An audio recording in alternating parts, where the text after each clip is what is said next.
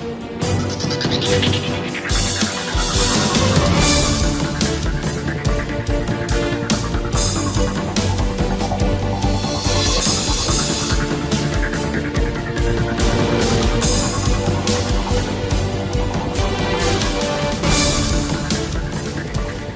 শুভেচ্ছা, আপনাকে আমন্ত্রণ 24 ঘন্টায় প্রেজেন্টেড বাই হাতিল। আপনাদের সঙ্গে থাকছে আমি মাসুম মিশা। আপনারা জানেন এই অনুষ্ঠানে আমরা কথা বলি সমসাময়িক রাজনীতি, বিশেষ করে দিনের আলোচিত নানা ঘটনা নিয়ে। প্রতিদিনই রাজনীতিতে এবং দেশে নানা ধরনের ঘটনা ঘটছে এবং একটা বিশেষ পরিস্থিতির ভিতর দিয়ে, বিশেষ করে 5 আগস্টের পরে যে পথে বাংলাদেশের যাত্রা শুরু, সেই পথে অনেক বাধা এবং সেই পথে নানান সংস্কার নিয়ে কথা হচ্ছে। সেই সংস্কারগুলো কতটুকু হচ্ছে, সেটির জন্য ঠিক পথে সরকার এগোচ্ছে কিনা, অথবা আর কি করা দরকার, সেটি নিয়ে নির্মোহ বিশ্লেষণ করতে চাই। আমরা আলোচনা শিরোনাম নির্ধারণ করেছি সংস্কার কোন পথে। আলোচনার জন্য আমার সঙ্গে আছেন বিএনপির সাবেক সাংগঠনিক সম্পাদক এবং চট্টগ্রাম নগর বিএনপির সাবেক আহ্বায়ক ডাক্তার শাহাদাত হোসেন। ডাক্তার হোসেন স্বাগত আপনাকে। আছেন ঢাকা বিশ্ববিদ্যালয়ের শিক্ষক ডক্টর রাশেদা রৌনক খান। ডক্টর রাশেদা স্বাগত আপনাকে। এবং আছেন বৈষম্য বিরোধী ছাত্র আন্দোলনের কেন্দ্রীয় সমন্বয়ক আব্দুল হান্নান মাসুদ। মাসুদ, আপনাকেও স্বাগত। আমরা একটু মাসুদ আপনাকে দিয়ে আলোচনা শুরু করতে চাই। আমরা সব সরকারের একটা রূপরেখা থাকে। প্রফেসর ইউনূসের নেতৃত্বাধীন যে সরকারটি একটি বিশেষ পরিস্থিতিতে 8 আগস্ট গঠিত হলো, তারপরে সবশেষ বন্যার সময় তিনি প্রধান উপদেষ্টা জাতির উদ্দেশ্যে যে ভাষণ দিলেন, সেই ভাষণে তার সরকারের একটা প্রাথমিক রূপরেখা, অগ্রাধিকার, কর্মকাণ্ড কী কী করবেন সেটি পাওয়া গেছে। ফলে সেখানে অনেকেই বলছেন যে যতটা না নির্বাচন বা একটি নির্বাচন দেওয়া, তার চেয়ে অনেক বেশি প্রাতিষ্ঠানিক সংস্কার, অপ্রাতিষ্ঠানিক সংস্কার, দুর্নীতি দমন, দুর্নীতি অনুসন্ধান, সেগুলোকে গুরুত্ব দেওয়া হয়েছে। এমনটাই কি আসলে আপনাদের প্রত্যাশা ছিল? ধন্যবাদ যমুনা টিভিকে। আসলেই প্রধান উপদেষ্টা যেই প্রস্তাবনা, যেই বক্তব্যটা রেখেছেন, জাতির উদ্দেশ্যে যে ভাষণটা রেখেছেন, সেখানে মূলত উনি যে বিষয়গুলোকে মেইনলি অ্যাড্রেস করেছেন, সেটাই আমাদের মূল উদ্দেশ্যই ছিল। আপনি দেখবেন যে হচ্ছে নির্বাচন তো বাংলাদেশে হয়ে আসছে। সেই 90-এর গণ অভ্যুত্থানের পর থেকে নিয়মতান্ত্রিকভাবে নির্বাচন হয়েছে। বারবার সেই নির্বাচনী ব্যবস্থাকে কলুষিত করা হয়েছে। এটা সম্ভব হয়েছে শুধুমাত্র ইনস্টিটিউশনগুলোকে ধ্বংস করে দেওয়ার কারণে, প্রতিষ্ঠানগুলোকে দলীয়করণ করার কারণে, পাশাপাশি আইনশৃঙ্খলা রক্ষাকারী বাহিনীকে লাঠিয়াল বাহিনী হিসেবে বিরোধী দল মতকে নির্যাতনের জন্য লাঠিয়াল বাহিনী হিসেবে ব্যবহার করার জন্য ব্যবহার হয়েছে, দুদককে ব্যবহার করা হয়েছে বিরোধী মতের মানুষজনকে নির্যাতন করার জন্যে, তাদেরকে জেলে রাখার জন্যে। এভাবেই চলে আসছে। এটা যে শুধুমাত্র আওয়ামী ফ্যাসিস্ট সরকার করেছে তা না, 90-এর পর থেকে যে গণতান্ত্রিক সরকারগুলো বারবার ক্ষমতা এসেছে, 2008 সাল পর্যন্ত মোটামুটি গণতান্ত্রিক ইলেকশনই হয়েছে, প্রত্যেকে এই কাজগুলো করেছে। এখানে সবচাইতে বড় বিষয়টা হচ্ছে আস্থার সংকট। যে বিষয়টা আসলে বাংলাদেশের জনগণ রাজনৈতিক দলগুলোর উপর আস্থা হারিয়েছে। এই আস্থা হারানোর প্রধান এবং অন্যতম কারণ হচ্ছে 90-এর যেই ভিত্তির উপর যে গণ অভ্যুত্থান হয়েছে, 3 জোটের রূপরেখার উপর ভিত্তি করে, সেই রূপরেখা বাস্তবায়নে কোনো দলই আসলে ভূমিকা রাখে নাই। যার কারণে পরপর 2টা দল, 3 জোটের রূপরেখার মধ্যে 2টা জোটের প্রধান যে 2টা মেইন দল, তারা পরপর 1991 সাল থেকে 2024 সাল পর্যন্ত প্রায় 24টি বছর ক্ষমতায় ছিল, কিন্তু তারা সেই রূপরেখা অনুযায়ী কোনো কাজ করে নাই। যেই ক্ষমতা এসেছে সেই ক্ষমতাকে দীর্ঘায়িত করার জন্য অপচেষ্টা চালিয়ে গেছে। যার কারণে বাংলাদেশে একটা সংকট তৈরি হয়েছে। সেই 91 থেকে যে সংকটটা চলে আসছে, সেই সংকটের ফলশ্রুতিতে ফলই হচ্ছে 2014-এর ইলেকশন, 2014-এর বিনা ভোটের ইলেকশন, 18 রাতের ভোট এবং হচ্ছে 24-এর ডামি ভোট। এগুলোর মধ্য দিয়ে বারবার মনে হচ্ছে তারা তাদের ক্ষমতাকে কুক্ষিগত করার জন্য এই দেশের জনগণের বিরুদ্ধে রাষ্ট্রীয় বাহিনীগুলোকে লেলিয়ে দিয়েছে এবং জনগণের মধ্যে একটা ক্ষোভের সৃষ্টি হয়েছে। যার কারণে এই দেশের মানুষ, তরুণরা মূলত হচ্ছে, আমরা যারা তরুণ না, আমরা মূলত হচ্ছে কোনো রাজনৈতিক দলের উপর বিশ্বাস রাখতে পারছি না যে তারা ক্ষমতায় আসলে রাষ্ট্রীয় এই সংস্থাগুলো হচ্ছে নিরপেক্ষভাবে কাজ করবে। এই কারণে আমরা মনে করি হচ্ছে এই, কিন্তু আপনাদের আন্দোলনটা তো শেষ পর্যন্ত রাজনৈতিক আন্দোলনই ছিল। জি জি, এবং সেখানে শাহাদত ভাইরা মানে বিএনপি, জামাত ইসলামী তারা সক্রিয়ভাবেই ছিল নাকি? জি জি, ওনারা তাদের অবদানকে অস্বীকার করেন আপনারা? কারো অবদানকে আমরা অস্বীকার করছি না। এই দেশের 18 কোটি মানুষই রাজপথে ছিল এবং এখানে দলমত নির্বিশেষে সবাই রাজপথে ছিল, কিন্তু রাজপথে থাকার ভিত্তিটা ছিল হচ্ছে ছাত্রদের আহ্বান, ছাত্রদের যেই স্বপ্ন, ছাত্ররা যে স্বপ্ন দেখেছে, যে স্পিরিট ছিল, সেই স্পিরিটকে লালন করে এই দেশের মানুষ রাজপথে এসেছে। সেটা বিএনপিও এসেছে, জামাতও এসেছে, হেফাজতও এসেছে এবং হচ্ছে যারা এসেছে সবাই ছাত্রদের স্পিরিটটাকে তরুণদের করেছে। স্পিরিটটাকে ওন করে এসেছে। সুতরাং তরুণদের স্পিরিটটা হচ্ছে আগে সংস্কার, তার উপর ইলেকশন। সংস্কার এখন হলে তারপর রাজনৈতিক দলগুলো 91 থেকে 2024 পর্যন্ত যে কাজগুলো করে এসেছে এগুলো আর করতে পারবে না। জি, আপনাকে একটু থামাই।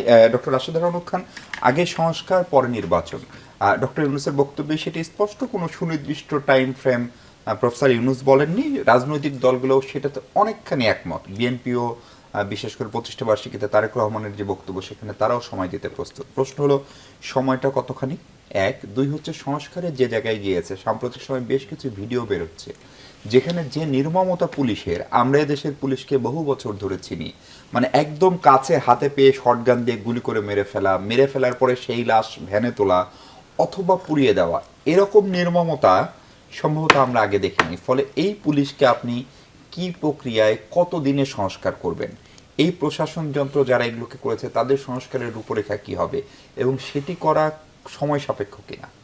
আর সময় তো সাপেক্ষই, কারণ এটা তো অনেক বছরের একটা চর্চা চলে এসছে, এবং অনেক বছরের ট্রেনিং বলেন, অনেক বছরের নির্দেশনা বলেন, অনেক কিছু মিলে হয়েছে।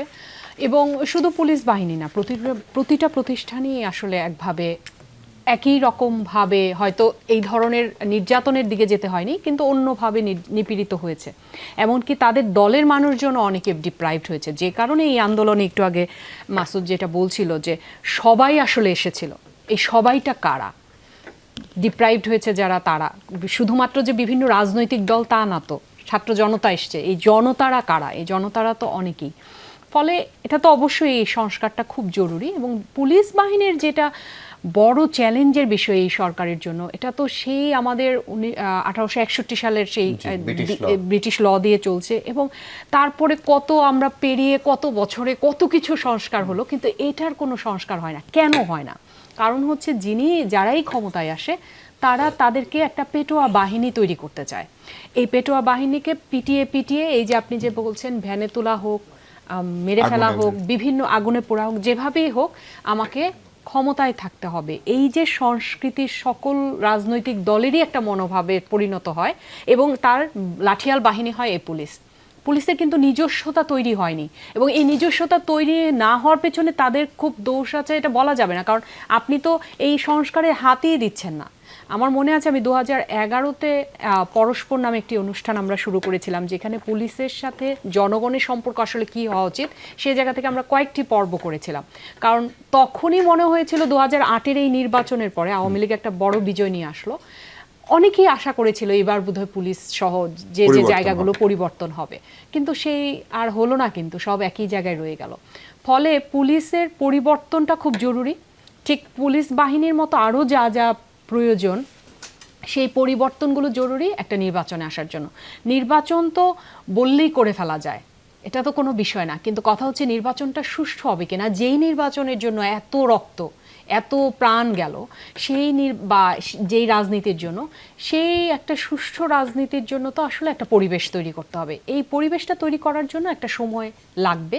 সেই সময়টা কতটুকু হবে সেটা ডিপেন্ড করে যে তারা কত দ্রুত সময়টাকে কাজে লাগাতে পারেন। এবং নানান ধরনের যেটা হয় আন্দোলন, একটা গণ অভ্যুত্থানের পরবর্তী সময়কালটা কিন্তু খুব সংকটের মধ্য দিয়ে যায়। আপনি দেখেন সবাই দাবি দাওয়া নিয়ে আসছে, আনসার বাহিনীও আসছে, রিকশাওয়ালাও আসছে। ফলে এত সব দাবি দাওয়াগুলো পূরণ করাটা এবং রাষ্ট্রের আসলে ওন করা সেই দাবিগুলোর সাথে, সেটাও কিন্তু খুব গুরুত্বপূর্ণ। এগুলোকে খুব বেশি একদম ছাঁটাই বাছাই করে পট করে নির্বাচনে চলে গেলে ওই যে একটা ফাঁক থেকে যাওয়া আমাদের যে একটা সুষ্ঠু সংস্কারের, রাজনৈতিক সংস্কার এবং রাষ্ট্র সংস্কার, সেটা হবে না। জি জি, ডাক্তার শাহাদাত হোসেন, যে কথা আমাদের সমন্বয়ক আব্দুল হান্নান মাসুদ কিংবা ডক্টর রওনক খান বললেন, তার একটা বড় দায় রাজনীতিবিদদের দিকে যাচ্ছে। যেহেতু রাজনীতিবিদরাই দেশ চালান অথবা চালাবেনও ভবিষ্যতে, তাদেরই চালানোর কথা। ফলে অভিযোগের তীর রাজনীতির দিকে, যে রাজনীতিবিদদের উপরে মানুষের আস্থা অনেকখানি নষ্ট হয়েছে যে কোনো কারণে। ফলে এই বৈষম্যবিরোধী ছাত্র আন্দোলনের একটি অরাজনৈতিক বা কোটা সংস্কারকে কেন্দ্র করে যে আন্দোলন, সেই আন্দোলনের ফলাফল স্বরূপ একটা বিশাল পরাক্রমশালী সরকার, যারা 4 দফা ক্ষমতায় ছিল যে কোনোভাবে, তাদের পতন হলো। এখন রাজনীতিতে পরিবর্তনের একটা ইঙ্গিত বিএনপিও দিচ্ছে। আপনার দলের চেয়ারপারসন বলি, ভারপ্রাপ্ত চেয়ারপারসন বলি, কিংবা মহাসচিবের বক্তব্য, কেন্দ্রীয় নেতাদের বক্তব্য, সেটি স্পষ্ট। হ্যাঁ, কিন্তু তারপরেও এই এই এই এই অভিযোগগুলোকে আপনারা আমলে নিচ্ছেন কিনা, অথবা আগামী দিনের যে বিএনপি আমরা দেখব বা এখন যে বিএনপি দেখছি সেই বিএনপির ভিতরে মৌলিক কোনো তফাৎ তৈরি হচ্ছে কিনা আগের সঙ্গে? জি, ধন্যবাদ আপনাকে এবং যমুনা টেলিভিশনকে, দর্শকবৃন্দ যারা দেখছেন দেশে এবং বিদেশে। আসলে মূলত আজকে যে আপনাদের প্রতিপাদ্য বিষয়, যে আজকের বিষয় সংস্কার কোন পথে যাবে, আমরা রাজনীতিবিদ যারা আছি আমাদের মূল লক্ষ্য হচ্ছে মানে জনগণের জন্য কিছু করা। যখন ঠিক এই জায়গা থেকে আমরা অন্য জায়গায় ডিবেটেড হয়ে যাব, ওই মুহূর্তে কিন্তু সংকটটা তৈরি হয়। আচ্ছা দেখুন, যে পুলিশ বাহিনীর কথা আসছে, আমি রাজনীতি করছি সেই 86-87 যখন এরশাদ বিরোধী আন্দোলন, আমরা তখন ছাত্রদল প্রেসিডেন্ট ছিলাম চিটাগাং মেডিকেলের। সেই থেকে শুরু করে আজকের 24 সাল আমি যদি একটা বিশ্লেষণ করি, 38 বছর। একসময় দেখুন আমরা যখন এরশাদ বিরোধী আন্দোলন করেছিলাম, লাঠি চার্জ হতো, কাঁদুনে গ্যাস, বুকে গুলি তখনও মারা হয়নি, হয়তোবা নূর হোসেনরা মারা গেল কিংবা মিলনের যে মৃত্যু সেটা হলো। বাট ওই সময়ের যে পুলিশের যে দমন নিপীড়ন, এরপরে আসলো 91-এর গণতান্ত্রিক একটি সরকার আসলো এবং সেটা 96 সাল পর্যন্ত। এরপরে ধরেন 96 থেকে 2001, 2000 থেকে 2006-07, যেটা আমাদের ভাইরাও বললেন যে নির্বাচনটা জনগণ মেনে নিয়েছে, যে তত্ত্বাবধায়ক সরকার আদলে 96 সালের পর থেকে, এর আগে 91 সালের যে নির্বাচন সবাই মিলে, যেটা পুলিশের তখন একটা ভূমিকা ছিল, কারণ তখন পুলিশ মনে করত যে 6 বছর পর পর তো 5 বছর পর পর একটা সরকার আসবে, কাজে আমাদের তো সহনশীল থাকতে হবে, কারণ এরপরে তো হয়তো আরেকটা দল আসবে, একটা জবাবদিহিতার জায়গায় আছে। এই যে জবাবদিহিতার জায়গায় কখন মানে পুলিশ থাকলো না। দেখুন 2008 থেকে ইভেন 2013 সাল পর্যন্ত তখন পুলিশ কিন্তু ওইভাবে অ্যাগ্রেসিভ ছিল না।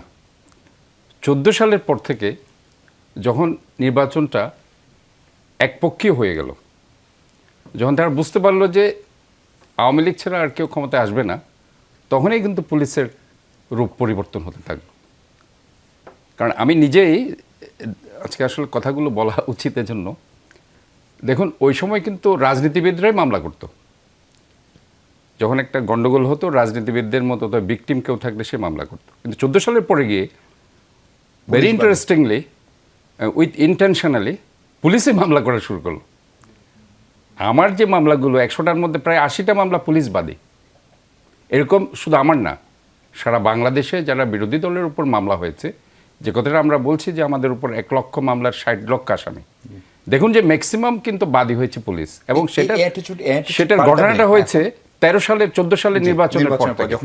কাজে এই যে নির্বাচনে যখন তারা বুঝতে পারলো যে একটা একপক্ষীয় নির্বাচনে চলে গেল, এবং যে নির্বাচনের মাধ্যমে পুলিশ মনে করলো যে আওয়ামী লীগ ছাড়া সম্ভবত 2041 সাল পর্যন্ত, যখন শেখ হাসিনা বারবার বলতে থাকলো যে আমরা 2041 সাল পর্যন্ত আমরা থাকবো, সেইটাকে পুঁজি করে পুলিশ একটু যদি বলেন এই যে পুলিশের এই দানবীয় রূপ, সেই রূপ কি এখন পাল্টাবে অথবা বিএনপি সরকার আসলে পাল্টাবে? এটি একটি যেরকম জায়গা, পাশাপাশি এটা বলছি না যে মামলা দেওয়ার যে প্রবণতা সেটা তো এখনো চলছে, সেগুলোর নিয়ে আপনার অবজারভেশন কি? আমি এটা বলছি না যে বিএনপি সরকার আসলে কি হবে অথবা অন্য একটি সরকার, তবে আমার দল হিসাবে আমি যেটা মনে করি যে বাংলাদেশ জাতীয়তাবাদী দলের কনসেপ্ট আছে যে প্রতিটা জায়গায় সংস্কার হওয়া উচিত। কারণ বিশেষ করে যে পুলিশ বাহিনীর যে চরিত্র আমি দেখেছি, বিশেষ করে আমি তো 2018 সালে এমপি ইলেকশন করেছি জেলে থেকে, আমাকে নির্বাচনের 2 মাস আগে ঢাকা থেকে অ্যারেস্ট করা হয়েছে। মেয়র ইলেকশনের সময় নির্বাচনের 7 দিন আগে আমার সমস্ত নেতাকর্মীকে জেলে ভরা হয়েছে। কাজে এই যে একটা তাদের যে সংস্কারের জায়গা, সেইখানে কিন্তু এই জিনিসগুলো কিন্তু সবাইকে মিলেই করতে হবে। সেটা শুধুমাত্র বিএনপির একক দায়িত্ব নয়। আমার মনে হয় এখানে যারা দলগুলো আছে, স্টেক হোল্ডার আছে, সুশীল সমাজ আছে, সামাজিক নেতৃত্ব যারা দিচ্ছে তা এরাও আছে, শিক্ষকরা আছে, ডাক্তাররা আছে, ইঞ্জিনিয়াররা আছে, সবাই মিলে ছাত্র জনতারা আছে, সবাইকে মিলে ঐক্যবদ্ধভাবে তাদের সাথে কথা বলে যে একটা চূড়ান্ত পর্যায়ে একটা সংস্কার হওয়া উচিত, এবং এটার পাশাপাশি অন্যান্য যেগুলো আপনাদের হওয়া উচিত, ধরেন আজকে যে প্রশাসনিক সংস্কার। ব্যুরোক্রেসির মধ্যে আছে, জি, সেগুলো নিয়ে আমরা as well কথা as বলবো। অন্য আমি হ্যাঁ, একটা বিরতিতে প্রশাসনিক যে যাই সংস্কার সাদত ভাই, সেগুলো। আমি আব্দুল হান্নান মাসুদ, আপনার কাছে একটা ছোট্ট প্রশ্ন। আমরা একটার পর একটা ইস্যু দেখছি প্রতিদিন, ধরেন মাঝখানে দাবি দেওয়ার ইস্যু যেটা ডক্টর রৌনক বলছিলেন, সেটা একটু বোধহয় থামলো, কিন্তু এখন একটা না একটা অস্থিরতা হচ্ছে, কোনোদিন চিকিৎসকদের অস্থিরতা, কোনোদিন মানে মেডিকেল কলেজ, একটা অস্থিরতা লেগে থাকছে। এইটা কেন হচ্ছে, অথবা এইটা কি আসলে এরকম একটা বিক্ষোভ, গণ আন্দোলন, গণ অভ্যুত্থানের পর হওয়াটাই স্বাভাবিক, নাকি এটা এই স্বল্প সময়ের বা অন্তর্বর্তীকালীন যে সরকার, সেই সরকারকে তার যে টার্গেট সেখানে পৌঁছে না দেওয়ার পেছনেও কোনো কি বলে, আমাদের দেশে খুব বেশি ষড়যন্ত্র তত্ত্ব কাজ করে, সেরকম কোনো কিছু হতে পারে বলে আপনারা ধারণা করছেন, অথবা আপনাদের উপলব্ধি কি, সেটা শুনবো দর্শক। তার আগে ছোট্ট একটা বিরতি নিচ্ছে, আমাদের সঙ্গে থাকবেন নিশ্চয়ই। দর্শক, আরেকবার স্বাগত 24 ঘন্টা। আমরা কথা বলছি সংস্কার কোন পথে। সমন্বয়ক, কেন্দ্রীয় সমন্বয়ক আব্দুল হান্নান মাসুদ আমাদের সঙ্গে আছেন। আমরা এক এক দিন এক একটা ঘটনা নিয়ে সবাইকে ব্যস্ত থাকতে দেখছি, সেটা আইন শৃঙ্খলা বাহিনী বলি, গণমাধ্যম বলি। এ ধরনের ঘটনা কি হরহামেশা ঘটতেই থাকবে, নাকি এটাই আপনাদের কোন রকম পূর্বাভাস ছিল এরকম? আসলে একটা বিষয় হচ্ছে, সবকিছুতে আমরা ষড়যন্ত্র, ফ্যাসিবাদের যে একটা সিস্টেম ছিল সবকিছুতে ষড়যন্ত্র খোঁজা, আমি সেদিকে যেতে চাচ্ছি না। ঢাকা মেডিকেলে যে একটা সেকেন্ড যে ঘটনাটা ঘটলো, এটা কিশোর গ্যাংদের মধ্যে যে ঘটনাগুলো নিরাপত্তার অভাবের কারণে হয়েছে, যেহেতু আইন শৃঙ্খলা বাহিনী সেই হারে নেই। তাছাড়া অন্য ঘটনাগুলো যেগুলো অনাকাঙ্ক্ষিত এবং অনভিপ্রেত, এগুলোর পিছনে কোনো ইন্ধনও থাকতে পারে, আবার ইন্ধন নাও থাকতে পারে। তবে এগুলো যে কোনো ঘটনা ঘটার সাথে সাথেই, বা প্রথমত এটা যাতে না ঘটে এমন, এর জন্য অবশ্যই আইন শৃঙ্খলা ব্যবস্থা আরও উন্নত করতে হবে। পাশাপাশি হচ্ছে ঘটার সাথে সাথে কেউ অপরাধ করলে তার বিরুদ্ধে যেন সাথে সাথে তদন্ত সাপেক্ষে যথাযথ ব্যবস্থা নেওয়া হয়, এবং এর কারণে যেন কোনো সাধারণ বা নিরীহ মানুষ যেন হয়রানির শিকার না হয়। এই দিকগুলো নিশ্চিত হলেই আমার মনে হয় যে হচ্ছে এটা বেশি দিন এটা বিরাজ করবে না। শিক্ষার্থীরা ক্লাসে ফিরবেন কবে? শিক্ষার্থীরা ক্লাসে ফেরার জন্য প্রস্তুত। শিক্ষার সেই পরিবেশটা তৈরি হলে, ক্যাম্পাসে সেই পরিবেশটা তৈরি হলে, এবং এই ক্যাম্পাসে এখন তার মানে শিক্ষার মতো পরিবেশ নাই? শিক্ষার পরিবেশ তৈরি হচ্ছে, যেহেতু হচ্ছে আপনার একটা বিষয় হচ্ছে প্রতিটা প্রভোস্ট নিয়োগ, প্রতিটা হলের প্রভোস্ট নিয়োগ যেগুলো দিয়েছিল, এবং হচ্ছে ডিপার্টমেন্টের চেয়ারম্যান নিয়োগ যেগুলো দিয়েছিল, এতে প্রায় অধিকাংশকেই দেখা যাবে যে হচ্ছে গণহত্যার পক্ষে ছিলেন। তাদেরকে তো স্টুডেন্টরা খুব সহজে একটা অ্যাকসেপ্ট করতে পারবে না। সুতরাং এইটার একটা আমূল সংস্কার ছাড়া আসলে হচ্ছে ক্লাস পরীক্ষা শুরু করা এক প্রকার অসম্ভব। তো এই জায়গায় একটা সংস্কার করেই মূলত হচ্ছে ক্লাস পরীক্ষায় অংশগ্রহণের পরিবেশ তৈরি করতে হবে, এবং সেই দিকে যারা নতুন প্রশাসন আসতেছে, ঢাকা বিশ্ববিদ্যালয়ের বিসি উদ্যোগ নিচ্ছেন এবং কাজ করতেছেন, প্রতিটা হলে যাচ্ছেন, কথা বলতেছেন, ডিপার্টমেন্টে যাচ্ছেন। এবং আমরা মনে হয় যে সবচাইতে ভাগ্যবান, মনে হয় স্বাধীনতার ইতিহাসে আমরা মনে হয় যে সবচাইতে ভালো একজন ভিসি পেতে যাচ্ছি। ওনার যেই অ্যাক্টিভিটিসগুলো নিয়োগ হয়ে গেছে অলরেডি, পেয়েছেন। এই সংস্কারের কোনো রূপরেখা আপনারা দিয়েছেন বিশ্ববিদ্যালয় প্রশাসনকে?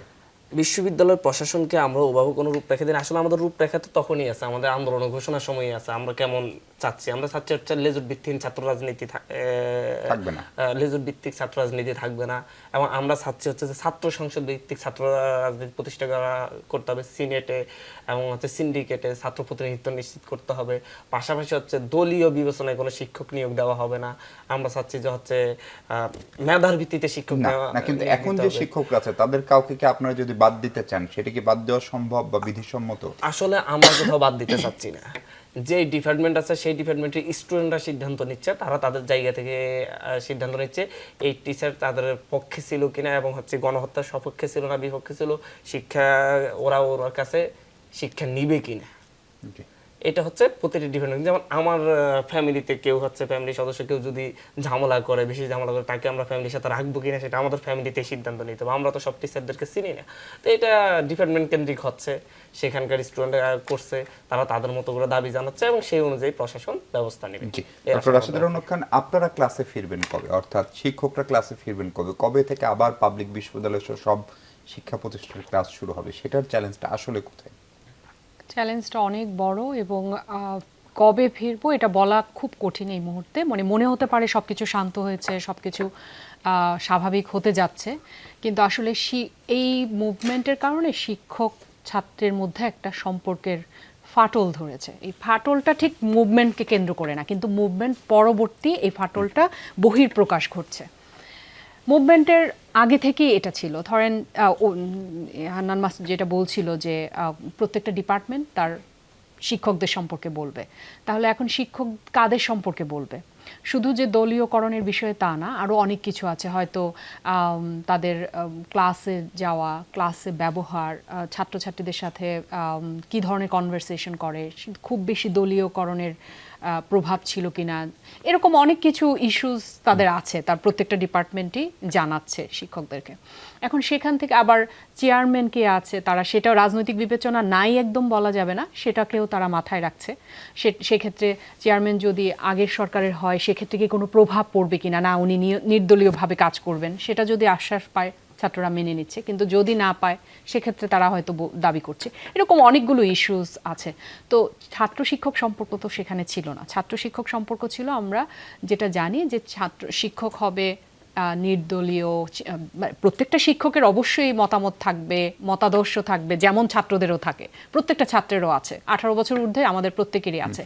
কিন্তু মতাদর্শে বিলিভ করা এক বিষয়, আর মতাদর্শের জায়গায় না থেকে অ্যাক্টিভও থাকতে পারে, এটা তো আপনি প্রত্যেকের ব্যক্তিগত ব্যাপার।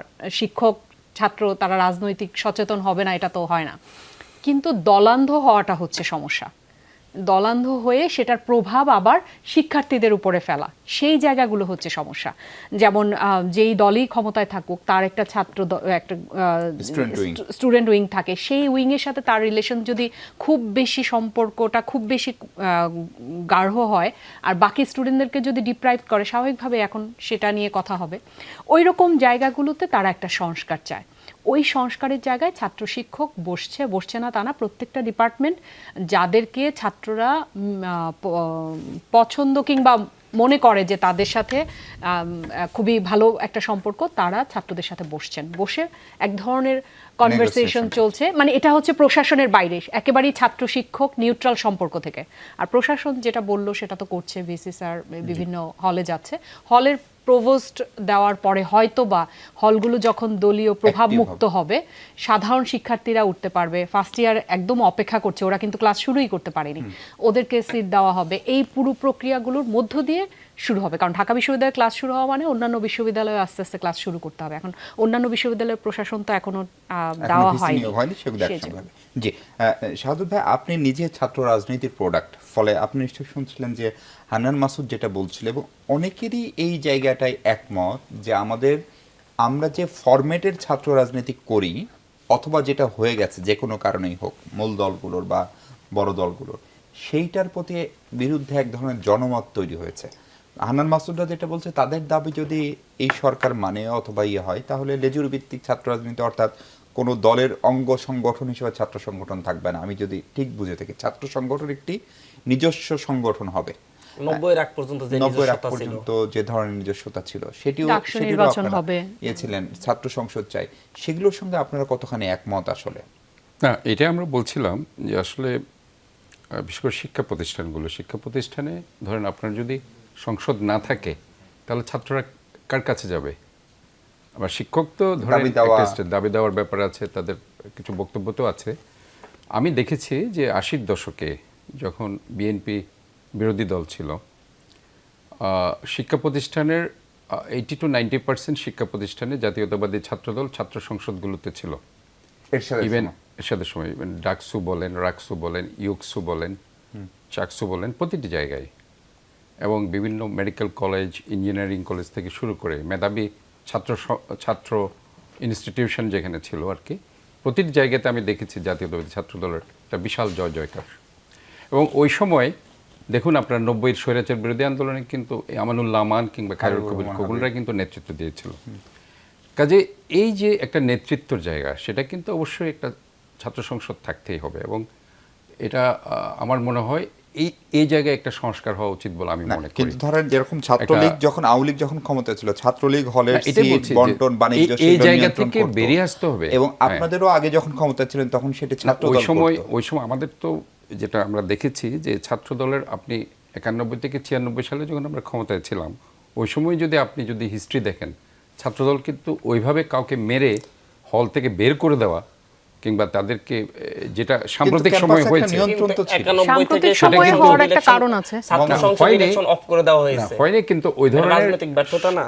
ওই সময় তো বের করে দেওয়া হয়নি কাউকে। জি। যেটা আমরা দেখেছি যে রিসেন্ট লাস্ট 4-5 ইয়ার্স যে একটা দল যেতে পারছে না, তাকে মারা হচ্ছে, তাকে বের করে দেওয়া বা হচ্ছে, অবাঞ্ছিত ঘোষণা করা হচ্ছে। এই জিনিসগুলোতে ইনফ্যাক্ট সবার একসাথে থেকে একটা সহমর্মের জায়গায় কেউ কেউ কিংবা সহবান্ধবের জায়গায় এই জায়গাতে ফিরে আসতে হবে। কেউ কেউ যদি দেখছে এক ধরনের আলোচনা করছে, এক ধরনের বিরাজনীতিকরণের চেষ্টাও কি হচ্ছে? বিএনপিরও কেউ কেউ এরকম মনে করেন কিনা? না, আমরা সবসময় মনে করি, দেখুন ছাত্ররা কিন্তু সবসময় আন্দোলনের মূল ভূমিকায় ছিল। আপনি যদি একদম 52-এর ভাষা আন্দোলন থেকে শুরু করেন, 52, 62, 69, ইভেন 71-এর মুক্তিযুদ্ধ, 90-এর গণ অভ্যুত্থানের কথা ধরেন, ইভেন আপনার এই যে 1/11 সময়কার মাইনুদ্দিন ফখরুদ্দিনের সময়, ওই সময় কিন্তু ঢাকা ইউনিভার্সিটিতে আন্দোলনটা হয়েছে, পরবর্তীতে সারা বাংলাদেশে এবং হয়েছে। সেটি ত্বরান্বিত হয়েছে। হ্যাঁ, ঠিক সেম এই যে ছাত্রদের আজকের 24 সালের যে আন্দোলন, সেখানেও কিন্তু দেখুন এই যে ছাত্ররা প্রথমে শুরু করেছে, পরে জনতারা সেখানে গিয়ে পার্টিসিপেট করেছে। কাজে প্রতিটি জায়গায় ছাত্ররা কিন্তু এটার ইনিশিয়েটিভ নিয়েছে। তো এই ক্ষেত্রে আমি বলতে পারি যে প্রতিটি ছাত্র শিক্ষা প্রতিষ্ঠানে অবশ্যই যেই মানে এটা থাকে, দলটা থাকে, সে ছাত্রদল হোক কিংবা অন্য দল হোক, সবারই সহাবস্থানটা নিশ্চিত করাটা খুব জরুরি। এবং গণতান্ত্রিক প্রক্রিয়ায় ছাত্র তার মানে সংসদ ভোটের থাকাটা পক্ষে। খুবই খুবই জরুরি। জি, ডক্টর রাশেদুর রহমান খান, আপনার কাছে একটা ছোট্ট বিষয় একটু জানতে চাই যে আজকে জনপ্রশাসন সচিব স্পষ্ট করেছেন যে সরকারি কর্মচারী যারা আছেন সবাইকে আয় ব্যয়ের হিসাব দিতে হবে, কিন্তু সেটি পাবলিক হবে না। এখন প্রশ্ন হচ্ছে, ধরেন একজন আয় ব্যয়ের হিসাব দিল, এটাতে এখনো যাদের ট্যাক্স ফাইল আছে তারা তো সেখানে একটা আয় ব্যয়ের হিসাব দেন, সেটা তো অসঙ্গতি পাওয়া গেলে কি হবে, সেটি স্পষ্ট করা উচিত কিনা, নাকি এর ভিতর দিয়েও সরকারি কর্মচারীদেরকে এক ধরনের তাদের ইমেজ বা ভাবমূর্তি বাঁচানোর চেষ্টা করা হচ্ছে? আসলে এটা তো পাবলিক করা হবে না এই পোস্ট মডার্ন যুগে, আসলে এটা বলা কঠিন। কারণ আপনি দেখেন কি পাবলিক না হয়, সব কিছুই পাবলিক হয়ে যায়। ফলে পাবলিক হয়তো বা কিছু যেখানে যেখানে দরকার সেখানে সেখানে করা হবে। রাষ্ট্র আসলে সবসময় তো দিন শেষে মানে নিপীড়নমূলক হলে নানাভাবেই নিপীড়ন করতে পারে, আর যদি সেবা দান করে সেটাও করা যেতে পারে। কিন্তু সবসময় আমরা দেখে এসেছি যে এক ধরনের ষড়যন্ত্র, নিপীড়নের জায়গা থেকেই রাষ্ট্র পরিচালিত হয়। তো সেক্ষেত্রে পাবলিক করাটা সকলেরগুলো পাবলিক করাটাও তো একটা কঠিন একটা ব্যাপার হয়ে যায়, এবং এই ক্ষেত্রে অনেক সময় বিশৃঙ্খলা তৈরি হতে পারে। সেজন্য হয়তো বা রাষ্ট্রীয় কিছু বিষয় তো আছেই, নথিপত্র থেকে শুরু করে সংস্থাগুলোর কাছে তো সেটি হ্যাঁ থাকবে। সেটি থাকবে নিশ্চয়ই, এবং সেটার ব্যবস্থা করা, সেই অনুযায়ী ব্যবস্থা নেওয়ার জন্য যারা অতিরিক্ত মাত্রায় বা যতটুকুই হোক, 1 টাকা চুরি করলেও বা ঘুষ খেলেও যা, 1 কোটি টাকা খেলেও তাই, কারণ একজন মানুষের চরিত্র বোঝা যায় তার অনুযায়ী। তো সেটা যদি এরকম যদি সংস্কার ঘটে, সেটা খুবই একটা মাইল ফলক তৈরি করবে। কারণ আমরা দেখেছি যে কি পরিমাণ রাষ্ট্রীয় আমাদের অর্থ পাচার থেকে শুরু করে নানান জায়গায় দুর্নীতি, মানে একদম পিয়ন লেভেল থেকে শুরু করে উচ্চ পর্যায় পর্যন্ত কি পরিমাণ দুর্নীতি হয়েছে, এবং এগুলো জনগণের টাকা। তো জনগণের টাকা এইভাবে কেন আমরা মানে এভাবে কেন যাবে? জনগণের আমাদের মানুষজন খেতে পাচ্ছে না। অতএব এটা খুবই একটা জবাবদিহিতামূলক একটা জায়গায় আসছে, সেটা খুবই একটা গ্রহণযোগ্য এবং আমি মনে করি যে ভালো উদ্যোগ, যদি এটা ধরে রাখতে পারে। জি, আব্দুল্লাহ মাসুদ, একটা প্রশ্ন খুবই ওঠে যে আপনারা একটি রাজনৈতিক দল করতে যাচ্ছেন, এইটা অনেকেই বলেন, এবং আপনারা করছেন না অথবা করছেন, এরকম কোনো সুনির্দিষ্ট ঘোষণা যেহেতু দেওয়া হয়নি।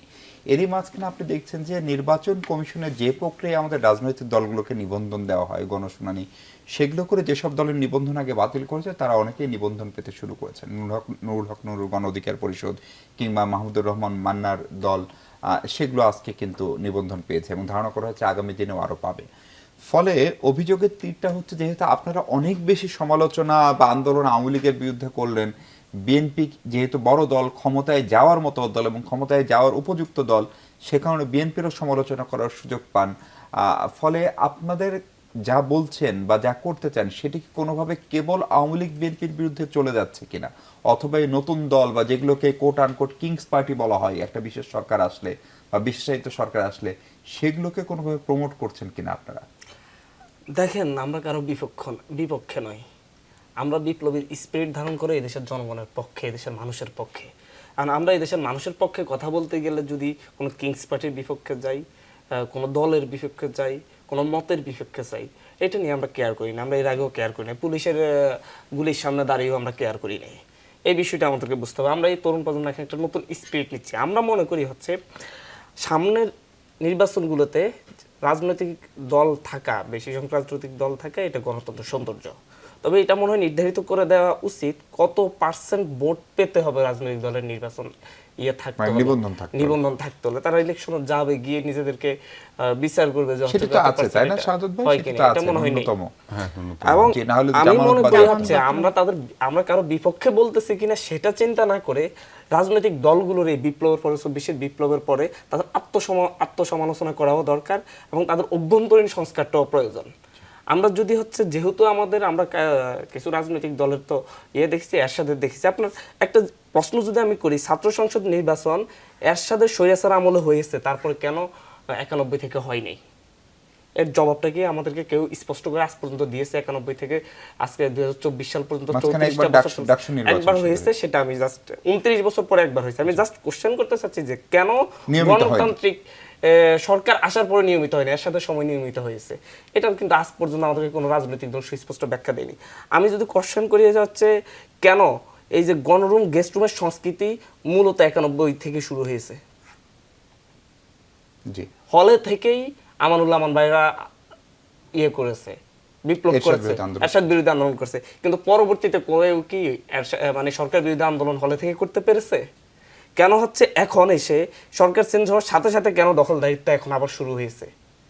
যেমন ধরুন হচ্ছে আমি বলি সাইফুল বাতেন মনে হয় হচ্ছে গণপরিবহনের অফিস দখল করে ফেলছে, কোনো ইলেকশন ছাড়া, কোনো সিস্টেম ছাড়া। এটা কাদের লোক? আমার এলাকায় যেদিন সরকার পড়েছে তারপরের দিনই দেখা যাচ্ছে হচ্ছে বিরোধী দলের লোকজন ঘাটগুলো দখল করে ফেলেছে। এটা কাদের? মানে এগুলো কেন হচ্ছে? আপনি যদি আমাকে একটু সহজ করে আমি আত্মসমালোচনার জন্য আমি একটু দলগুলোকে বলতেছি, আমার কয়েকটা কোশ্চেন একটু দেখবেন। আমি বলতেছি কেন দুদককে শক্তিশালী করা হয়নি, কেন এতদিন পর্যন্ত, যেহেতু 10 বছর প্রায় বিএনপি সরকারও ছিল, আমরা যদি তাদের কাছে কোশ্চেন করি, ওনারাই নেক্সট হয়তো ইলেকশনে আসবেন, ওনাদের এই জায়গাগুলো আত্মসমালোচনা করে কেন পুলিশ বাহিনীকে কি ২০৯১ থেকে ৬ পর্যন্ত যারা ক্ষমতায় ছিল তারা কি ব্যবহার করে না নিজেদের কাজে অন্যায়ভাবে? কেন নির্বাচন কমিশন শক্তিশালী হয়নি? এর দায়টা কার? মূলধারায় যারা ক্ষমতা ছিল তাদেরকে এই দায়টা আসলে নিয়ে আমাদের কাছে স্বীকার করতে হবে আসলে যে আমরা এটার জন্য আমরা নিজেদেরকে দায়ী মনে করতেছি, সামনের দিকে আমরা এইভাবে শক্তিশালী করব। শিক্ষক নিয়োগ ব্যাপারটা আমি ১ মিনিটে বলি। শিক্ষক নিয়োগ ব্যাপারটা কেন শিক্ষক নিয়োগ মানে হচ্ছে দলীয় বিবেচনায় হয়েছে সে ৯১ পর থেকে, তার আগ পর্যন্ত দেখেন দলীয় বিবেচনায় তেমন একটা শিক্ষক নিয়োগ হয় নাই। শিক্ষকরা এর সাথে বিরুদ্ধে প্রবল আন্দোলন করেছে, তারপর থেকে কি হয়েছে অবস্থা? রাজনৈতিক দলের ব্যাপারটা হচ্ছে আসলে আমরা একটা বিপ্লব করেছি। বিপ্লব করে এই দেশের মানুষ এখন হচ্ছে আমাদের কাছে চাচ্ছে হচ্ছে যে আমরা এই রাষ্ট্রের পুনর্গঠনটা, এই রাষ্ট্রের সংস্কারটা, যেটা রাজনৈতিক দলগুলো করতে ব্যর্থ হয়েছে, কিংস পার্টি বলেন, ছোট পার্টি বলেন, বড় পার্টি বলেন, সবাই হচ্ছে মানে মধু খাওয়ার জন্য পাশে থাকে। বাস্তবতা হচ্ছে এটা। সকলের বিরুদ্ধে আমরা যখন একটা দলের কথা বলি, সেই দলের সাথে যে জোটবদ্ধ যারা আছে তাদের বিরুদ্ধে আমরা কথা বলি। আমরা আওয়ামী লীগের বিরুদ্ধে কথা বলতেছি বলে কি অন্য তরিকত ফেডারেশনের বিরুদ্ধে কথা বলতেছি না, জাসুদ্দিনের বিরুদ্ধে কথা বলতেছি না। আওয়ামী লীগের বিরুদ্ধে কথা বলা মানে তাদের বিরুদ্ধেও কথা বলা, বুঝতে পারছি? তো এই জায়গায় এসে আমরা হচ্ছে এখন দেশের মানুষ আমাদের কাছে চাচ্ছে হচ্ছে রাষ্ট্রের পুনর্গঠনটা যেন আমরা নিশ্চিত করি, ভবিষ্যতে যেন যে দলই ক্ষমতায় আসুক সেই দল যেন আরেকবার ফ্যাসিস্ট হয়ে না উঠতে পারে, যেই কাজগুলো এতদিন করেছে সেই কাজগুলো যেন আর না করতে পারে। এটা হচ্ছে এই দেশের মানুষের এখন আমাদের কাছে আশা। আমরা দেশের মানুষের সেই প্রতিফলন দেখানোর জন্য আমরা একটা রূপরেখা তৈরির কাজ করতেছি। আমরা এই রূপরেখা তৈরি করবো, দেশের বিভিন্ন জায়গায় যাব, দেশের মানুষের সাথে কথা বলবো, তারা কি চাচ্ছে, কেমন ভাবে চাচ্ছে, এগুলো বুঝে এসে আমরা তারপরে আমরা এই রূপরেখাটা দিব। এরপরে হচ্ছে যদি রাষ্ট্রের পুনর্গঠন নিশ্চিত হওয়ার পরে যদি আপনার দেশের মানুষ আমাদের কাছে আশা করে যে হচ্ছে আপনারা রাজনৈতিক দল করুন, আপনারা আসুন, ইলেকশন করুন, তাহলে সেটা আমরা ভেবে দেখব। তবে আমরা পুনর্গঠন নিশ্চিত করার আগে আমরা রাজনৈতিক দল করে কি আমরা আবার হচ্ছে একটা সরকার ক্ষমতায় গেলে আমাদের অবস্থা কি বিএনপির মতো এইভাবে আমাদেরকে পিটাবে এরকম অবস্থা হবে? বা হচ্ছে আমরা ক্ষমতায় গেলে পর আরেকজন রাজনৈতিক দল করার যে স্বাধীনতা থাকা উচিত, যে মানে স্বাধীনভাবে রাজনীতি করার অধিকার, সেটা নিশ্চিত হলে তারপরে বাকিটা আমরা ভেবে দেখতে পারি। জি, আমরা একটা বিরতি নিই। ভাই, আপনার কাছে একটা বড় প্রশ্ন, যে ঢালাও মামলা করা হয়, যেমন আপনিই বলছিলেন আপনার নামে ১০০ মামলা, বিএনপির অনেক নেতা আছে যাদের নামে ৫০০-৬০০ করে মামলা, এবং মামলায় অনেক অজ্ঞাতনামা আসামি রাখা হয়, সুবিধা মতো তাকে সেখানে ঢুকে দেওয়া হচ্ছে। এগুলোকে আসলে মামলার গুরুত্বকেও খানিকটা কমায়, অথবা এগুলোকে আসলে ন্যায় বিচার মানে যারা প্রকৃত অপরাধী, যারা নির্দেশদাতা, যারা খুনি, তাদেরকেও রক্ষার একটা রাস্তা তৈরি করে দেয় কিনা, এরকম অনেক আশঙ্কার কথা ব্যারিস্টার সারা হোসেন বলছেন। রাজনীতিক হিসেবে আপনার উপলব্ধি শুনবো, তার আগে দর্শক ছোট্ট একটা বিরতি নিচ্ছে, আমাদের সঙ্গে থাকবেন। দর্শক বিরতির পর স্বাগত আরেকবার। আমরা একেবারে শেষ সময়ে বিএনপি নেতা ডাক্তার শাহাদাত হোসেন, এই যে শত শত মামলা হচ্ছে, একই ঘটনায় 300-400 আসামি, অজ্ঞাতনামার জায়গায় যে কাউকে আসামি করে ঢুকানো হচ্ছে, এগুলো কি আসলে খুব ভালো চর্চা, অথবা এগুলো কি মামলার মেরিটটাকেও খানিকটা নষ্ট আসলে করে? এখানে হয়েছে কি, পুলিশ যখন একটা মামলা করে, পুলিশ বাদী হয়ে মামলা করে, ইভেন পুলিশ কাউকে প্ররোচিত করে মামলা করছে, সেক্ষেত্রে দেখা যাচ্ছে এই কাজগুলো করছে। আবার সেই বাণিজ্যিকরণ, তারা হয়তো ওই 300-400 জন অজ্ঞাতনামা দিলে তাদের কাছ থেকে কিছু তারা করতে পারে, তাহলে সেই চিন্তা সংস্কারটা করে কি তারা হবে? করছে। তো এই জন্য আমাদের যেটা করতে হবে যে আমাদের একটা লয়ার্স, যে একটা প্যানেল করে, যারা লয়ার্স আছে, যাচাই যারা বাছাই। ক্রিমিনাল লয়ার্স প্রতিটা দলেরই আছে, তারা যদি ওটা যাচাই বাছাই করে নিজেরাই খুব চমৎকারভাবে ওটা সাজিয়ে যারা দোষী ব্যক্তি তাদেরকে দিয়ে মামলা করতে পারে, তাহলে ওই মামলাগুলো, যেটা সারা হোসেন বলছিলেন, এটা আমরাও বুঝতে পারছি যে সুনির্দিষ্ট কিছু দুর্নীতি মামলা। আরেকটা প্রশ্ন আমি একদম কিংবা শেষ সময় আপনাকে আপনার- করতে চাই সাহায্য ভাই, সেটা হচ্ছে যে এস আলমের ঘটনায় সালাউদ্দিন সাহেব একটা ব্যাখ্যা দিয়েছেন, আবার অনেক জায়গায় প্রথম আলো রিপোর্ট করেছে যে 80%, জামাতের আমিরও বলছে যে 80% জায়গা চাঁদাবাজির শুধু হাত বদল হয়েছে, মানে আওয়ামী লীগের জায়গায় বিএনপি এসছে। এই বিষয়গুলো নিয়ে বিএনপি কেন্দ্রীয়ভাবে অবস্থান খুব স্পষ্ট, সেটা তারেক রহমানের বক্তব্য কিংবা মির্জা ফখরুলের বক্তব্য থেকে স্পষ্ট, কিন্তু এটি তো হচ্ছে, এটিকে সামাল দিতে কি আপনাদের অনেক বেগ পেতে হচ্ছে? না, আসলে বিএনপি একটা বড় দল, বিএনপির শাখা প্রশাখা অনেক বিস্তৃত, বাট আমাদের যে মূল চিন্তাভাবনা, যারাই বিভিন্ন দুষ্কৃতিকারীর সাথে সংযোগ থাকবে কিংবা যারাই করবে তাদেরকে দল থেকে বহিষ্কার করা আর একটা সিদ্ধান্ত দলে আছে। তো আমরা মনে করি দল থেকে যদি ইভেন 10%, 15% যদি চলে যায়, আমরা যদি সবাইকে নিয়ে আবার একটা সংস্কার করতে পারি দলে, তাহলে আগের মতো দল যেভাবে 91-এর পরে দলের যে একটা অবস্থান ছিল কিংবা 2001-এর পরে, আশা করি সেই অবস্থায় দল আবার আসবে। জি, কারণ আমরা জনগণকে বিশ্বাস করি, জনগণকে নিয়ে আমরা সবসময় রাজনীতি করতে চাই। জি। আবার রাজনৈতিক দলগুলোর অভ্যন্তরীণ সংস্কারের কথা ছাত্র আন্দোলনের সমন্বয়করা অনেকেই বলছেন, ইউনূস স্যারও বলেছেন, আমাদের বিদেশি বন্ধুরা, উন্নয়ন সহযোগীরা দীর্ঘদিন বলছেন, সেটা কি এবার খানিকটা হবে মনে হচ্ছে? আশা তো, আমরা তো সবাই অপটিমিস্টিক, অবশ্যই আশাবাদী আমরা, কিন্তু সেই সংস্কারটা কিভাবে হবে, কতটুকু হবে, কাদের জন্য হবে, আবার কাদের জন্য হবে না, আবার কেবলমাত্র যে হাত বদলের কথা যে এতক্ষণের আলোচনাটা, সেখানে থেকে আটকে যায় কিনা, এগুলো খুব গুরুত্বপূর্ণ। হ্যাঁ, এবং মানে দলের ভেতর থেকে যেটা আমি একদম একমত, এই যে সংস্কারের সময়টুকু, এই সময়টুকুতে সরকারের কাজ হচ্ছে রাষ্ট্র সংস্কার করা, আর রাজনৈতিক দলগুলোর কাজ কিন্তু সরকারের তার নিজের দল গোছানো। দল গোছানো মানে কি? দল গোছানো মানে হচ্ছে এই যে গত সরকারের যে প্রক্রিয়ায় গত সরকার আসলে অজনপ্রিয় হয়ে পড়লো। 2008-এর যে আওয়ামী লীগ, 24-এর আওয়ামী লীগ, অনেক ডিফারেন্স। এই জায়গাটায় ইতিহাস থেকে শিক্ষা নেওয়া। আমাদের রাজনৈতিক দলগুলোর সমস্যা হচ্ছে আমরা ইতিহাস থেকে শিক্ষা নিই না, পাওয়ারে যাওয়া মাত্রই প্রতিহিংসায় ভুগি, এবং তারা যা যা করেছে আপনি দেখবেন জাস্ট কপি চলে। যেমন আমি একটা উদাহরণ দিই, বলা হচ্ছে এখন এই মুহূর্তে আমরা সবচেয়ে বেশি যেটা পাচ্ছি, শিক্ষক ছাত্রছাত্রী সম্পর্ক আমাদের বিশ্ববিদ্যালয় লেভেলে একটু কম, যেহেতু ছাত্ররা অনেক ম্যাচিওর, কিন্তু প্রাইমারি, মাধ্যমিক এবং উচ্চ মাধ্যমিক পর্যায়ে যেভাবে শিক্ষকদেরকে হেনস্থা করা হচ্ছে, এটা খুবই একটা জঘন্য কাজ হচ্ছে। কিন্তু অনেক শিক্ষক উস্কিয়ে দিচ্ছেন কিন্তু। হ্যাঁ, ধরেন আপনি অনেক দিন ধরে ক্ষমতায় আছেন, প্রধান শিক্ষক আছেন, এখন আমি নেই, আমি কিন্তু আমার ছাত্রদেরকে লেলিয়ে দিচ্ছি। তাতে করে কি হচ্ছে? এই ছোট ছোট বাচ্চাদেরকে আমরা প্রতিহিংসা শেখাচ্ছি। এখন এই জায়গাগুলো বন্ধ করতে হবে, অর্থাৎ ঘর থেকে শুরু করতে হবে। প্রত্যেকটা মানুষের ভেতরে রাজনৈতিক সংস্কার লাগবে। সংস্কার কেবল রাজনৈতিক দল করলো, ইন্টারিয়াম গভর্নমেন্ট করলো আর সংস্কার হয়ে যাবে, বাচ্চাগুলো যে স্বপ্ন দেখছে যে দেশ পরিবর্তন হয়ে যাবে, না। দেশ পরিবর্তন করতে হলে আমার আপনার প্রত্যেকের পরিবর্তন হতে হবে। ওদের একটা মুভমেন্টের সময় একটা স্লোগান ছিল, আমার খুব ভালো লেগেছে, দেশ চালাবে কারা, আমি, তুমি, আমরা, এরকম কিছু ছিল। অর্থাৎ প্রত্যেকে ওন করতে হবে দেশটাকে। আমরা না ওন করতে চাই না, একদম একটু সময়ের মধ্যেই আমরা সব কিছু পেতে চাই, কিন্তু নিজেকে মানে দেশকে ওন করা এবং পরিবর্তন আনা, এটার জন্য আমাদের সবাইকে মাঠে নামতে হবে। শিক্ষক ছাত্রের সম্পর্কটা, এই যে ছোট ছোট বাচ্চাদের এই সম্পর্কটা যেখানে যাচ্ছে, এটার পেছনে আমি দেখি যে সোশ্যাল মিডিয়াতেও আমরা অনেক সময় ছবি ব্যবহার করি যে 2008-এ কি হয়েছিল, বিএনপি আমলে শিক্ষকদেরকে করা হয়েছিল। তার মানে হচ্ছে আমরা একই কাজ করব, এটা কি কোনো এক্সাম্পল হতে পারে? আমাদের বরং উচিত যারা করেছে, হ্যাঁ, তাদেরকে প্রশাসনের হাতে দেওয়া এবং প্রশাসন যে সিদ্ধান্ত নেয় সেই সিদ্ধান্ত নিবে, কিন্তু ছাত্রদেরকে আমরা উস্কে দিতে পারি না। একটা প্রশ্ন, সেটা ডক্টর রৌনক একটু বললেন, অনেক কলেজ স্কুলের হেডমাস্টার প্রিন্সিপালদেরকে স্কুলের শিক্ষার্থীরা গিয়েই করেছে এবং সেই দায় নিশ্চয়ই আপনাদের না, যেহেতু ডক্টর রৌনক বলছেন এটা বেশিরভাগ ক্ষেত্রে প্রতিদ্বন্দ্বী একটি গ্রুপ বা শিক্ষক হয়তো করছে। এরকম কোনো তালিকা কি করা সম্ভব? কারণ আপনাদের এই আন্দোলনের একটা বড় শক্তির জায়গা ছিল শিক্ষকরাও, আপনাদের বিশেষ করে সব জায়গার শিক্ষকরা মাঠে নেমেছিল, বিশ্ববিদ্যালয়ের শিক্ষক নেটওয়ার্ক তো খুবই অ্যাক্টিভভাবে আপনাদের সঙ্গে ছিল, ফলে সেটা করা সম্ভব কিনা এটা একটু ছোট্ট করে বলেন।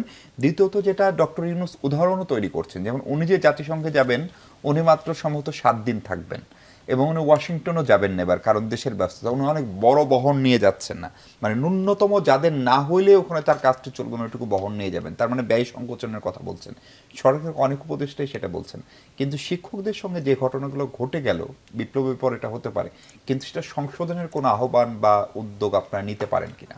আমরা অলরেডি বিবৃতি দিয়েছি এবং আহ্বান জানিয়েছি। আমি এখানে একটা কথা বলবো, এখানে ছাত্র বলতে হচ্ছে বিভিন্ন ধরনের গোষ্ঠী রয়েছে, যেমন হচ্ছে আমি ডাক্তার শাহাদাত হোসেন ভাইয়ের সাথে একটু কথাটা অ্যাড করতে চাচ্ছি। আসলে হচ্ছে বড় দল হিসেবে আমি মনে করি হচ্ছে বিএনপির আসলে তৃণমূল পর্যায়ে নিয়ন্ত্রণটা এখন নেই।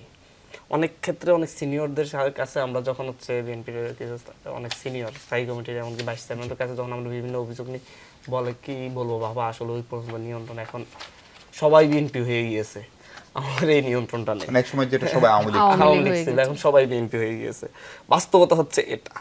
যেমন ধরুন হচ্ছে এখান থেকে যে কঠিনভাবে ব্যবস্থা নেওয়া হচ্ছে সিনিয়র যারা আছে তাদের প্রতি, সালাউদ্দিন আহমেদ না হলে কিন্তু হয়তো জানাই থাকতো না কেউ যে হচ্ছে সালামের গাড়িকে সরাতে, যদি কোনো ওয়ার্ড পর্যায়ের নেতা সরাতো বা এটা বড় নেতা সরানোতে আসছে, বিষয়গুলো প্রত্যেকটা জায়গায় এরকম হচ্ছে। আমি একটু উদাহরণ দিব, হচ্ছে বোলাহাট, এটা হচ্ছে মনে হয় হচ্ছে চাঁপাইনবাবগঞ্জের বোলাহাটে আমাদের একজন সহ সমন্বয়ক, যার মেয়ে সহ সমন্বয়ক, যার বাবা সহ সে পলাতক ছিল প্রায় 10-15 দিন, বাবা হাই স্কুলের ভারপ্রাপ্ত প্রধান শিক্ষক, মানে হচ্ছে খুব কঠিন অবস্থায় গিয়েছে আন্দোলনে যোগ দেওয়ার কারণে, কিন্তু তার পদত্যাগের জন্য ছাত্র দলের একটা অংশ তার বিরুদ্ধে তাকে অপমান অপদস্থ করতেছিল। এটা নিয়ে আমরা ডিসিকে ফোন দিতে হচ্ছে, ইয়ে করতে হচ্ছে, মানে নিয়ন্ত্রণ নেই। যে বাস্তবতা হচ্ছে, আমার এলাকার একটা কথা বলি, আমার এলাকায় ঘাটগুলো দখল করে রাখছে বললাম, এমনকি যারা ইজারা নিয়ে গেছে তাদেরকে এখন বুঝিয়ে দিচ্ছে না, ওই জায়গায় ওদের পদ পদবিও নেই, কিন্তু বিএনপি করে, বুঝতে পারছেন? এই যে এই বিষয়গুলোর কন্ট্রোল কিভাবে নেওয়া যায়, আমার মনে হচ্ছে রাজনৈতিক দলগুলো যদি এটা নিয়ে যদি ভাবতে পারে, তাহলে তাদের যে বদনামটা হচ্ছে বাস্তবে সেটাও হবে না। ওনারা ওনাদের উপরের লেভেল থেকে খুব চেষ্টা করতেছেন, কিন্তু বাস্তবতা হচ্ছে তৃণমূলের কারণে সেটি করা যাচ্ছে না, এবং সেই বিষয়ে বিএনপি নিশ্চয়ই কেন্দ্রীয়ভাবে আরো পদক্ষেপ নেবে। অনেক ধন্যবাদ আব্দুল হান্নান মাসুদ, অনেক ধন্যবাদ ডক্টর রাশেদা রৌনক খান, ধন্যবাদ ডক্টর শাহাদাত হোসেন আমাদের সঙ্গে যুক্ত হওয়ার জন্য। দর্শক, আমাদের প্রত্যাশা একটি সুখী, সমৃদ্ধ, মানবিক এবং সাম্যের বাংলাদেশ, বৈষম্যের বাংলাদেশ, এবং সেই বাংলাদেশের স্বপ্ন নিয়েই এত কিছু হলো, সেই স্বপ্নটি পূরণ হোক, এবং সেই দায়িত্ব মূলত আমাদের রাজনৈতিক দলগুলো নিয়ে। ভালো থাকবেন সবাই।